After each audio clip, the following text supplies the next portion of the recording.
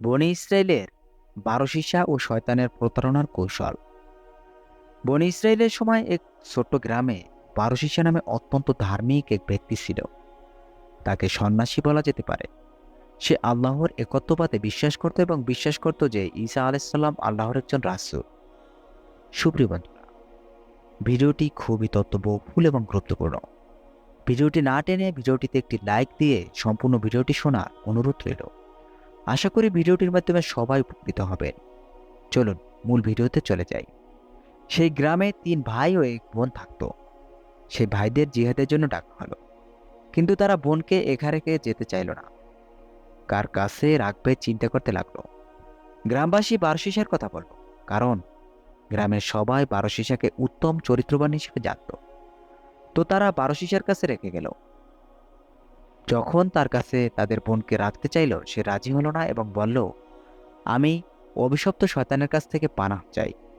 কারণ সে ভয় করেছিল যে সে গুনাহে লিপ্ত হয়ে যেতে পারে।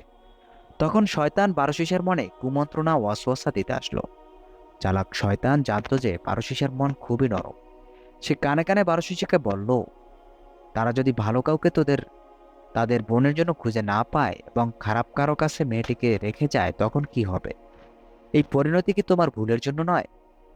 ১২ শিষ্য বুঝতে পারেনি যে এটা শয়তানের কুমন্ত্রণা। মানুষের প্রতি দরদের কারণে মেয়েটিকে সে সাহায্য করতে রাজি হলো। সে মেয়েটিকে গির্জার বিপরীতে একটি ঘরে থাকতে দিল। গির্জার সামনে মেয়েটির জন্য খাবার রেখে আসতো। মেয়েটি নিজে এসে খাবার নিয়ে যেত। ১২ শিষ্যের সাথে তার দেখা হতো না।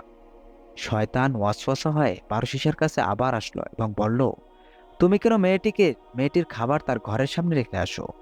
এর ফলে মেয়েটা ঘর থেকে কেউ অতটা পথ একা একা হেঁটে বের হতে বা ফিরে যেতে দেখবে না। ১২ শিষ্য রাজি হলো এবং মেয়েটিকে ঘরের সামনে খাবার রেখে আসতে শুরু করলো। শয়তান এতেও খুশি হলো না। সে আবারও কুমন্ত্রণা দিয়ে কানে কানে বলল, কেন তুমি তার ঘরের ভিতরে খাবার দিয়ে আসো না? ফলে মানুষ তাকে ঘর থেকে একা একা বের হতে আর ঢুকতে দেখত না। এবার ১২ শিষ্য তার ঘরের মধ্যে খাবার দিয়ে আসতে শুরু করলো। শয়তান আবার আসলো এবং আবারও ওয়াসওয়াসা দিয়ে বলল, মেয়েটার সাথে তোমার কথা বলা উচিত।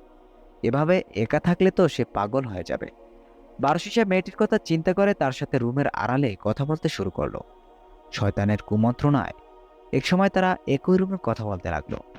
এভাবে শয়তান তার কাজের কঠিন অংশ বাস্তবায়ন করলো। এই পর্যায়ে ১২ শিষ্য এবং মেয়েটা একে অপরের প্রতি দুর্বল হলো এবং একসময় ব্যভিচারে লিপ্ত হলো। মেয়েটি গর্ভবতী হলো, একটি বাচ্চা জন্ম দিল। বাচ্চা জন্মের সময় শয়তান ১২ শিষ্যের কাছে আবার আসলো এবং বলল, এটা তুমি কি করলে? তোমার পাপের প্রমাণ সরিয়ে ফেলো, না হলে মেয়েটির ভাইরা ফিরে আসলে তোমাকে খুন করবে। ১২ শিষ্য বাচ্চাটিকে খুন করলো এবং ওই ঘরের মেঝেতে পুঁতে ফেললো। শয়তান এবার বলল, তুমি এক নারীর সন্তান হত্যা করেছো এবং আশা করছো যে সে এটা কাউকে বলবে না। তখন ১২ শিষ্য মেয়েটিকেও খুন করলো এবং তাকে ওই ঘরের মেঝেতে পুঁতে রাখলো। মেয়েটির ভাইরা ফিরে আসলে তাদেরকে একটা মিথ্যা কবর দেখিয়ে বলল, তোমাদের বোন অসুখে মারা গেছে এবং ওই কবরে দাফন করা হয়েছে। তারা ১২ শিষ্যের কথা বিশ্বাস করলো। সেই রাতে শয়তান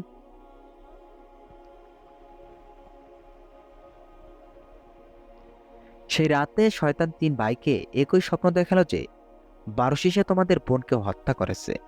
প্রমাণ হিসেবে তোমাদের বোন যে ঘরে থাকতো তার মেঝে ঘুরে দেখতে পারো। ঘুম ভাঙলে তারা একে অপরের স্বপ্নের কথা বলল এবং বুঝতে পারলো তারা ৩ জনই একই স্বপ্ন দেখেছে। যাচাই করার জন্য তারা ১২ শিষ্যার এলাকায় যেয়ে প্রথমে ১২ শিষ্যার দেখানো কবর খুঁড়ল। দেখলো কিছুই নেই। এরপর যে ঘরে তাদের বোন থাকতো তারা ওই ঘরের মেঝে খুঁড়ে তাদের বোনের এবং বাচ্চার লাশ পেল। তারা ১২ শিষ্যকে ধরলো এবং বলতে বাধ্য করলো আসলে কি হয়েছিল। তারপর তারা তাকে রাজার কাছে নিয়ে গেলে রাজা তাকে শিরচ্ছেদ করতে আদেশ দিল। যখন ১২ শিষ্যকে শিরচ্ছেদ করতে নিয়ে যাওয়া হচ্ছিল, তখন শয়তান কাছে আবার আসলো। এবার ওয়াসওয়াসা না, মানুষের রূপ নিয়ে সে আসলো। এসে বলল, শোনো ১২ শিষ্যা, আমি হলাম শয়তান। তোমার এই অবস্থা তোমার নিজের চিন্তায় হয়নি, আমিই করেছি। আর একমাত্র আমি তোমাকে বাঁচাতে পারি যদি তুমি আমার কথা মেনে চলো। ১২ শিষ্য বলল, আমাকে কি করতে হবে? শয়তান বলল, আমাকে সিজদা করো, আমি তোমাকে রক্ষা করব। তো বাঁচার জন্য মরিয়া হয়ে ১২ শিষ্য শয়তানকে সিজদা করলো এবং কাফের হয়ে গেল। সিজদা করার সাথে সাথে শয়তান তাকে বলল, আমি এখন তোমার থেকে মুক্ত। আমি আল্লাহকে ভয় করি, যিনি বিশ্বজগতের প্রতিপালক। এইবারে শয়তান সেখান থেকে পালালো। এবং 12 শিষ্যের শিরশ্ছেদ করা হলো। কিয়ামতের দিন 12 শিষ্যকে যখন জীবিত করা হবে, তখন সে শয়তানের উদ্দেশ্যে সিজদা করতে করতে উঠে দাঁড়াবে। তাফসির ইবনে কাসির।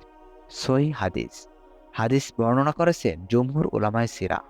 সহিহ প্রমাণ করেছেন ইমাম তিরমিজি।